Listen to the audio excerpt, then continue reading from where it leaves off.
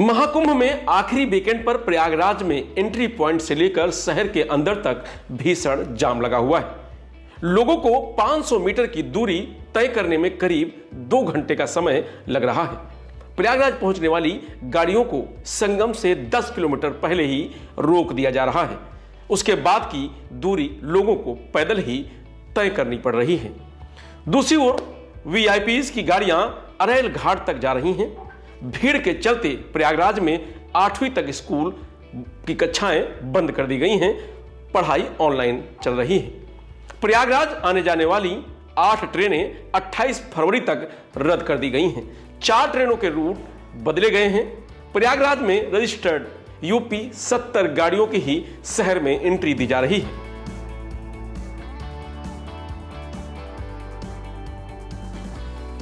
अब तक करीब 59.31 करोड़ श्रद्धालु स्नान कर चुके हैं।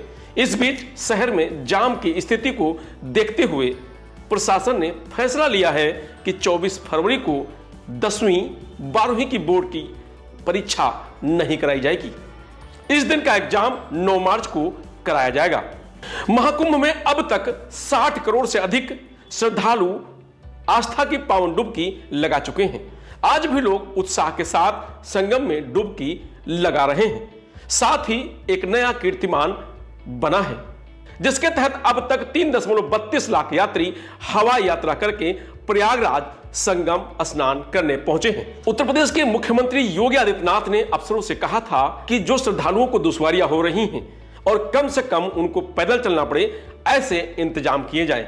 लेकिन शुक्रवार को शनिवार को भी इसका असर नहीं दिखाई दिया है। जनवरी से लेकर 22 फरवरी तक के 45 दिनों में सीएम योगी आदित्यनाथ ने 12 बार मेले का दौरा कर आजाद भारत के महाकुंभ का सबसे अधिक दौरा करने वाले देश के पहले मुख्यमंत्री बन गए हैं।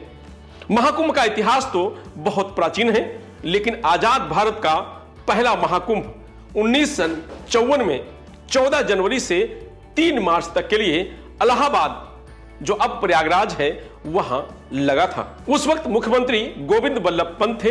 वह 2 से 3 बार आकर पैदल व नाव से जायजा लिए थे। पहले महाकुंभ में हुए भगदड़ में सैकड़ों लोगों की जान गई थी। इस बार भी 30 से ज्यादा लोगों की जानें चली गई हैं। उस वक्त प्रधानमंत्री जवाहरलाल नेहरू थे। इस बार महाकुंभ 2025 की शुरुआत 13 जनवरी से हुई है और जो 26 फरवरी को इसका समापन होगा। जैसे जैसे समापन हो रहा है, वैसे वैसे श्रद्धालुओं का जो आस्था है वो प्रयागराज की तरफ बढ़ रही है और लगातार जो श्रद्धालु हैं वो प्रयागराज पहुंचने का प्रयास कर रहे हैं। और यही कारण है कि आज वहां पर भीड़ इतनी है कि 10-10 किलोमीटर लोगों को पैदल चलना पड़ रहा है और 1 किलोमीटर की यात्रा 4-4 घंटे में लोग तय कर पा रहे हैं। ऐसी स्थिति प्रयागराज महाकुंभ और प्रयागराज शहर के आसपास बनी हुई है। शहरवासी पूरी तरीके से अपने घरों में कैद हैं। वो बिजनेस ऑफिस जाने में भी देर हो रही है और जो व्यवसाय है वो भी नहीं चल पा रहा है।